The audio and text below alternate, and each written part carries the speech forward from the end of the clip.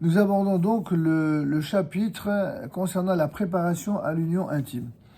Comme un homme est enjoint par la Torah d'accomplir son devoir conjugal, il l'est tout autant pour l'obligation de réjouir son épouse pendant le rapport. Nos sages ont dit comment l'homme peut-il s'assurer d'avoir des enfants riches, et d'autres posent la même question en disant comment l'homme peut-il s'assurer d'avoir des enfants mâles. Vous allez comprendre le rapport. A priori, puisqu'on a dit qu'il faut avoir un garçon et une fille. Quel est l'intérêt de dire d'avoir des enfants mâles? On va expliquer pourquoi ces deux formulations. Et continue la question, et qu'ils vivent vieux. Donc je répète, comment l'homme peut-il s'assurer d'avoir des enfants riches ou d'autres, des enfants mâles, et qu'ils vivent vieux? Réponse, qu'il comble les désirs du ciel et ceux de sa femme. C'est ce qui a fait interpréter certains en disant ce que femme veut, Dieu veut. Ça, c'est exactement le contraire. C'est pas ce que femme veut, Dieu veut, c'est ce que Dieu veut, femme veut. C'est pas de la même manière que nous, on n'aime pas que les hommes qui se prennent pour Dieu, une femme non plus ne doit pas se prendre pour Dieu. Par contre, un homme, dans son rapport à sa femme, doit comprendre que si l'obligation de respecter la volonté divine est l'obligation la plus importante, eh bien parmi ces obligations, il en est une, peut-être moins soupçonnée ou moins attendue, c'est justement celle de répondre aux désirs de son épouse. Alors, la Gemara va plus loin, en posant la question, mais quels sont les désirs du ciel? Réponse, qu'il distribue son argent aux pauvres. C'est pour ça que c'est le devoir du ciel avant le devoir de sa femme. Je suppose que quelqu'un, il épouse une femme qui est égocentrique ou qui est égoïste, et qui est très heureuse quand elle reçoit des fleurs ou un bijou, mais qui commence à faire la tête lorsque quelqu'un donne de la tzedaka à un pauvre. Que Dieu préserve d'une femme pareille, mais ça existe. Dans ce cas-là, on lui dit, du calme. D'abord, tu vois ce que Dieu il souhaite. Dieu il souhaite que quand tu gagnes ta vie, et que tu gagnes ta vie de manière aisée surtout, tu penses à ceux qui n'ont pas cette chance. Donc tu commences d'abord par penser à ceux qui sont dans la difficulté. Mais juste après, on verra le désir de son épouse. Donc, si les désirs du ciel, c'est qu'il distribue son argent aux pauvres, quels sont les désirs de sa femme? Rabbi Eliezer dit, il y a plusieurs réponses. Rabbi Eliezer dit qu'il la séduise au moment de leur union intime. Ça veut dire quoi qu'il la séduise? Un homme, il n'a pas le droit comment dirais-je, de se comporter vis-à-vis de son épouse comme il se comporterait, à Dieu ne plaise, avec une femme de joie. Il doit considérer son épouse comme une reine, comme une princesse, pas comme une... Il doit avoir de la considération. Et donc, il faut qu'il la séduise. Il la séduise dans le sens, dire des mots gentils, des attentions. C'est aussi ce que nos sages appelleront quelque chose qui, en termes modernes, s'appelle les préliminaires. Les préliminaires, c'est une mitzvah de la Torah. Un homme n'a pas le droit d'aller vers sa femme juste pour consommer son plaisir personnel. Au contraire, il doit se retenir et il doit veiller à éveiller son plaisir à elle et seulement à penser à lui en second. Et ça, ce sont des rabbins très, très pieux qui le disent. C'est pas un manuel pour sexualité dépravée, chas v'shalom, c'est tout le contraire. Donc ça, c'est Rabbi Eliezer qui séduise son épouse au moment de leur réunion intime. Rabbi Yehuda nous dit qu'il la réjouisse par des sujets de mitzvah, c'est-à-dire en rapport avec l'union intime. Comme il est dit, le gardien de la mitzvah ne connaîtra pas le mal. Si quelqu'un dit des mots très, très chauds, très chaleureux, très, très sensuels, dès le moment où c'est avec son épouse et que c'est dans un esprit de mitzvah, il sortira que du bien de cela. Contrairement à celui qui dirait ça à une aventurière et qui en vérité ne ferait cela que pour jouer au Don Giovanni et qui en vérité risque, à part la faute par elle-même, de casser l'unité d'un foyer, d'un couple, d'une famille. Combien de familles ont été massacrées à cause des infidélités conjugales? Si ceux qui ne restent pas en place avaient conscience de cela, tout ce qu'ils détruisent. Alors que là, au contraire, celui qui se comporte d'une manière exemplaire de ce point de vue-là, il n'y arrivera aucun mal, ni lui, ni son épouse, ni ses enfants. Le Beth Yosef explique que d'après Rabbi Eliezer, l'essentiel lorsqu'on parle de combler les désirs de son épouse, c'est la préparation qui entoure l'acte conjugal, à savoir l'affection, les caresses, le désir que le mari lui témoigne. Pour Rabbi Yehuda, il s'agit de l'acte lui-même par lequel il réjouira son épouse lorsque elle le désirera. Mais même en dehors des périodes obligatoires, comme on a dit précédemment, le mikvé, etc.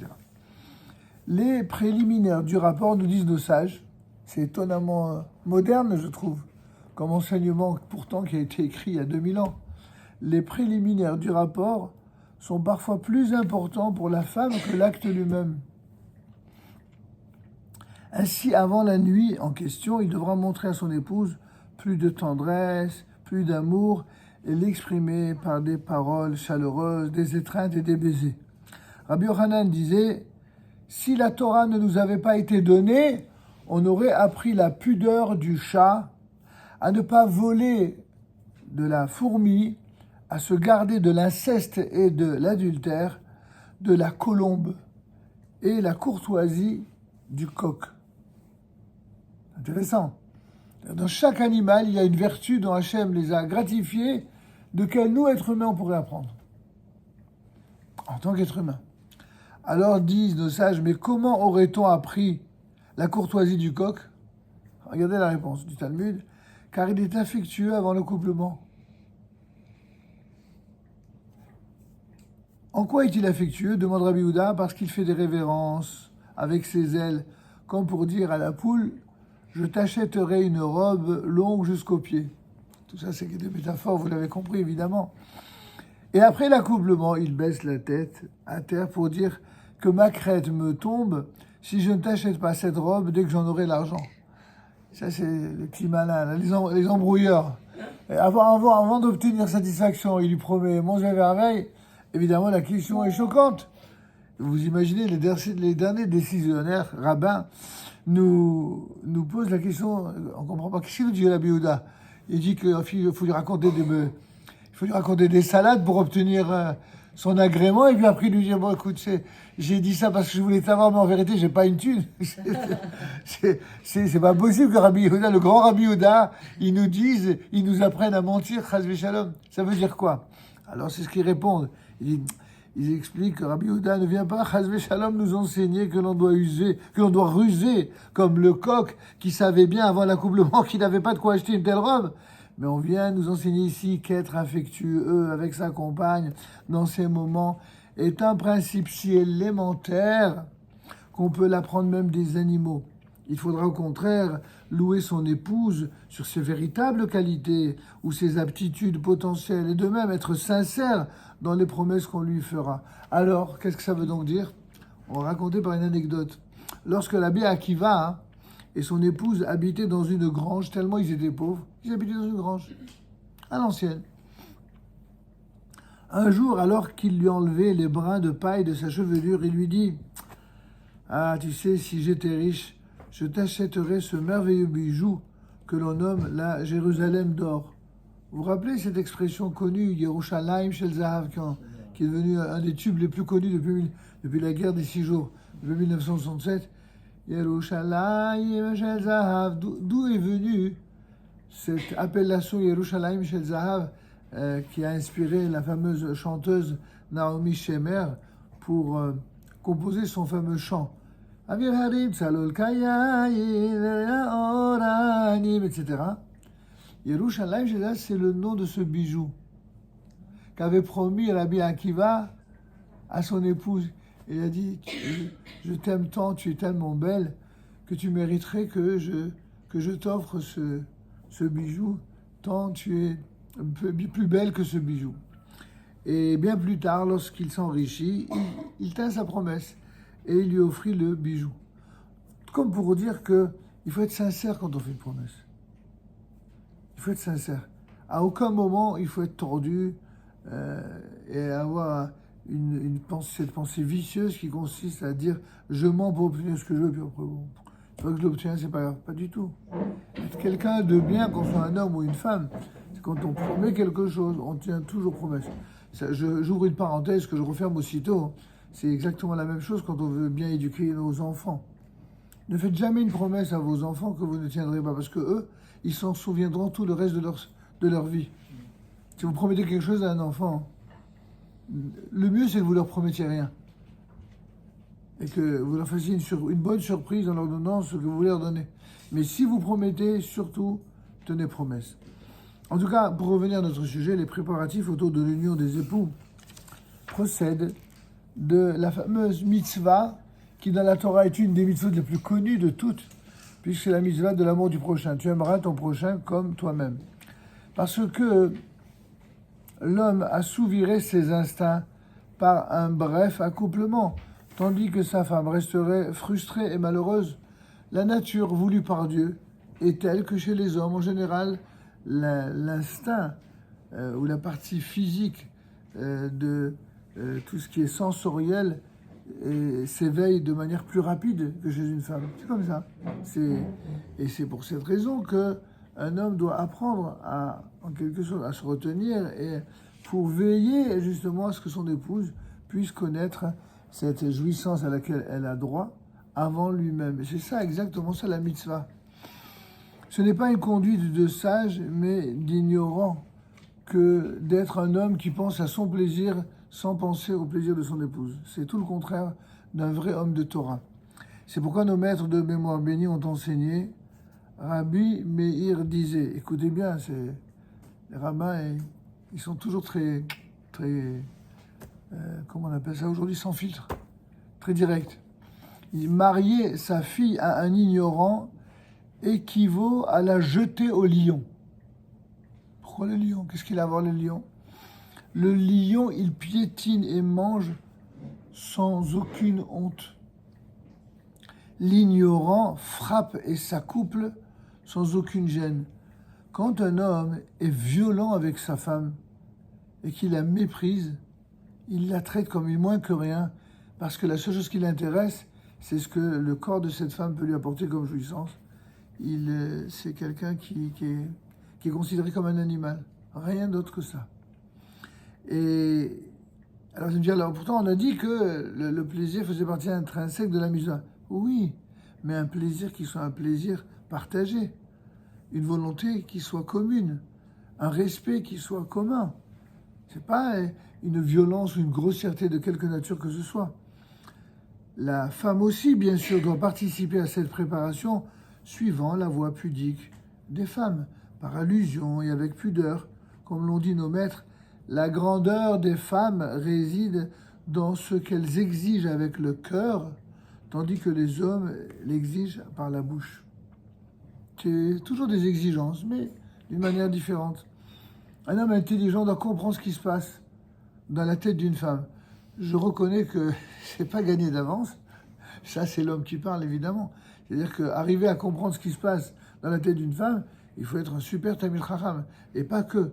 Il faut non seulement connaître toute la Torah, mais il faut aussi connaître la partie secrète de la Torah, le Zohar, c'est-à-dire la partie la plus ésotérique. Là seulement, on commence un peu peut-être à comprendre ce qui se passe. Je le dis avec tout le respect que j'ai pour les dames présentes, évidemment. C'est pas de la moquerie, c'est vrai. C'est les raisonnements d'un homme et d'une femme, c'est pas la même chose. Il faut que chacun le sache une bonne fois pour toutes, et chacun doit faire des efforts dans ce sens. En tout cas, Rav Rizda, un des pieux rabbins du Talmud de Babylonie, enseignait à ses filles qu'il maria au plus grand maître de son époque comment se conduire avec leur époux lors de l'union conjugale. Regardez que quand on est un homme saint, même les sujets les plus finalement intimes et les plus pudiques, on peut lancer. Après tout, ça ne doit pas être étonnant. Quand quelqu'un fait des études de médecine, il passe en revue toute l'anatomie sous toutes ses coutures. Il n'y a personne n'y voit quoi que ce soit à redire. Parce que c'est évident qu'il est impossible de connaître l'anatomie sans l'étudier, sans la voir, etc. Toute proportion gardée, c'est la même chose sur le plan moral et spirituel. Et l'amour en fait partie. C'est pourquoi, si on étudie les sujets de l'amour d'une manière propre, d'une manière sainte, d'une manière sacrée, d'une manière pudique, il n'y a aucun mal. C'est ceux qui y voient quelque chose de pas beau, de répréhensible, ou de tabou, ou de honteux. Alors là, ils commettent évidemment des erreurs. En tout cas, dit le Rav Chisda, un des plus grands maîtres du Talmud, à ses filles, dès le début de l'acte conjugal, il ne faudra plus parler de sujets hors de propos. Si vous commencez à taper des conversations politiques ou idéologiques, ou alors de parler des beaux-parents juste avant l'acte conjugal, vous êtes mort. Mais c'est pas possible. Il y a des gens, voilà, ils n'ont pas la suite dans les idées. C'est pas le moment de parler de sujets qui fâchent. J'ai pas dit que parler des beaux-parents, c'est forcément des sujets qui fâchent. Mais vous m'avez compris. Hein, c'est des choses que tout le monde comprend. C'est pas le moment. Tu as envie de t'entendre avec ta femme. Parle de choses qui sont liées à vous deux, et qu'à vous deux, et des gentilles choses. Commence pas à parler ou alors un homme de droite qui épouse une femme de gauche. Voilà. Ça va se terminer avec la hachette et la massue. D'accord. Il ne faudra plus parler donc de sujets hors de propos afin que des pensées étrangères ne viennent pas troubler l'union. Un homme qui vient avec une femme, ils viennent pour que chacun apporte de l'amour à l'autre. C'est vraiment pas le moment de commencer à taper des discussions inutiles ou problématiques. Nos maîtres nous ont mis en garde. Chaque discussion étrangère prononcée dans ces moments nous sera rappelée par Dieu au moment du jugement. Ça rigole pas, hein? Quant aux paroles concernant l'acte lui-même, ainsi que les mots d'amour et de tendresse, ils ne sont absolument pas limités. Tout ce qui est poétique, sentimental, chaleureux, ce que je sais moi, tous les mots que vous voulez, sensuel, torride, je vous laisse compléter la liste. Dès que c'est entre un homme et sa femme, je dis bien sa femme, là, tout est permis. Au contraire, si cela est nécessaire, c'est une obligation de séduire son épouse par des propos éveillant le désir. Mais attention, on prendra bien soin de ne pas converser d'autres sujets avant et pendant le rapport, car cela risque d'être néfaste. Jusqu'à maintenant, on avait dit néfaste pour leur relation à eux, mais il n'y a pas que ça. Ça risque d'être néfaste pour l'enfant conçu ce soir-là. Imaginez un enfant conçu à un moment où un homme et une femme viennent de se disputer. Vous réalisez même pas à quel point, d'après les sages de la Kabbalah, tout ce qui est matériel, y compris la semence de l'un et de l'autre, se transforme en une réalité spirituelle. C'est-à-dire que quand un homme et une femme se rencontrent et conçoivent un enfant, cet enfant va être spirituellement imbibé de ce qui se passe entre eux au moment de l'acte. Et donc s'ils se disputent ou s'ils sont violents, ça risque de faire naître un enfant qui sera un enfant toujours attiré par les disputes ou violent. C'est dire l'importance de ces choses-là. Les époux devront donc se sanctifier avant de s'unir, et cela demande évidemment une préparation, car la sainteté ne règne que sur celui qui a purifié son âme et s'est préparé à cela. D'où l'appellation de ce chapitre, Hachanot la Tashmish, c'est-à-dire les préparations ou les préparatifs à la relation conjugale. Aussi est-il bon que chacun, selon son niveau, se prépare, par exemple, sur le plan de la Torah ou de la spiritualité, en étudiant ce qu'on appelle Igeret HaKodesh, l'épître de la sainteté, du Ramban, ou alors le portique de la sanctification, Sha'ara, Gdusha du Ravan, ou même le livre de la connaissance du Rambam. Tous ces livres qui parlent de vertu, de droiture, d'intégrité, de moralité, ou tout autre ouvrage traitant de ces sujets ou éveillant l'homme à l'élévation spirituelle. Oui, pour qu'un homme puisse concevoir un amour dans le sens le plus beau qui soit, tant pour lui que pour son épouse, que pour l'éventuel enfant à naître, il faut que ce rapport soit un rapport sain, pas un rapport qui serait animal, qui serait dépravé, mais un rapport qui serait l'expression d'un amour authentique. Donc on parle d'élévation, effectivement. Cette sanctification des époux joue un rôle capital pour l'âme des enfants à naître. Parce qu'en fin de compte, c'est pas que des semences qui s'échangent et qui vont faire naître un corps. Il y a une âme que Dieu va choisir et qui va être placée dans ce corps. Comment qu'elle va être choisie, cette âme? C'est en fonction des conditions mêmes dans lesquelles elle aura été conçue. La semence de l'homme est un produit de la pensée, c'est ce qu'on disait il y a 2 secondes, et l'élévation des parents au moment de la conception déterminera l'aptitude de l'enfant à croire en Dieu et à le servir, au contraire, être un voyou.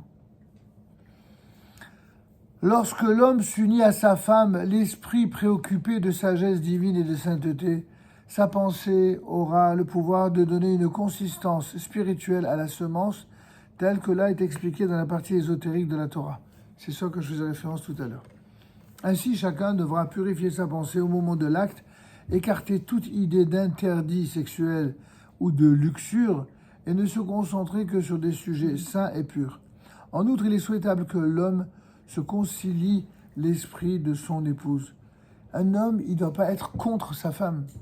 Une femme, elle ne doit pas être contre son mari. Ils doivent être l'un avec l'autre. Et au sens propre comme au sens figuré, l'un en l'autre. C'est exactement ça. C'est pas qu'une union de corps, c'est aussi une union d'esprit, une union de spiritualité. Et bien sûr qu'ils la réjouissent et l'amènent aussi à se concentrer sur des pensées saintes et pures. Ils ne feront qu'un dans l'accomplissement de la mitzvah. Leurs esprits s'uniront. La présence divine régnera entre eux et ils mettront au monde un enfant tel qu'ils l'auront conçu spirituellement. Rabbi Mordechai Eliyahu, qui était un de mes maîtres, qui était le grand rabbin d'Israël et qui a écrit cet ouvrage, vient nous dire quelque chose d'essentiel, qui évidemment est une... Il va à contre-courant de tout ce que vous avez pu entendre ici ou là sur les rapports sexuels. Ici, on parle d'un rapport qui, bien sûr, est sexuel, mais ce rapport sexuel, c'est un rapport dont l'intimité incite à l'élévation et à la distanciation d'avec l'animalité d'un être humain. Parce que si un être humain se comporte qu'en animal, alors bon, un animal, on sait comment c'est, quoi. Dès que le coït sera consommé, allez hop, il dégage. Vous imaginez un homme qui serait avec sa femme uniquement pour le plaisir physique, puis après il s'en va. Mais qu'est-ce qu'il met dans la tête de son épouse? En fait, quand ce qui l'intéresse, c'est que ça. C'est pas ça l'amour. En tout cas, ce n'est pas que ça. C'est ce qu'il y a avant, c'est ce qu'il y a pendant et c'est ce qu'il y a après. Enfin, dit toujours ce sage, quand tu sentiras en toi que tu es prêt à t'unir avec ton épouse, fais en sorte que son esprit rejoigne le tien. Ne te dépêche pas d'éveiller ton désir. Regardez ce que le Rav nous dit. Ne te dépêche pas d'éveiller ton désir afin que ta femme soit contentée. Ça veut dire, veille à ce qu'elle puisse d'abord connaître son plaisir à elle. Et après seulement pense au tien. Entre en elle avec amour, avec la volonté qu'elle ensemence la première. Et tout cela, c'est très cru, quoi. C'est très... Et c'est des rabbins les plus saints et les plus kabbalistes qui soient qui parlent. Hein. C'est pas... Je répète, c'est pas des êtres dépravés, c'est tout le contraire. Certains ont même la coutume de pratiquer les fameuses ablutions rituelles. Vous savez qu'est-ce qu'on appelle les ablutions rituelles? Les Netilat Yadayim.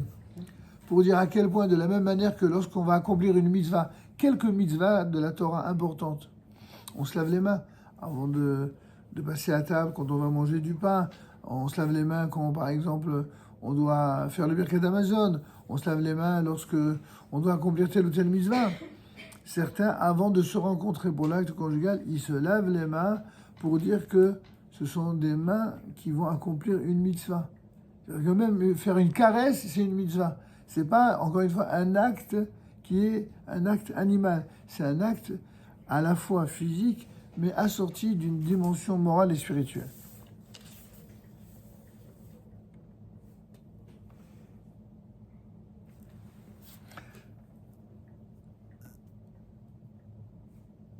Certains hommes ont également l'habitude de s'immerger au bain rituel.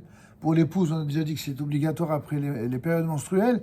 Pour les hommes, c'est pas obligatoire d'après la halakha, mais c'est un très bon minhag, c'est un bon usage que notamment de nombreux chassidim ont, de faire également le bain rituel, le mikvé, le jour de la tevila de leur épouse, le matin et leur épouse le soir, et lorsqu'ils pensent à s'unir à elle afin de se purifier de l'impureté d'autres pertes antérieures involontaires de semences.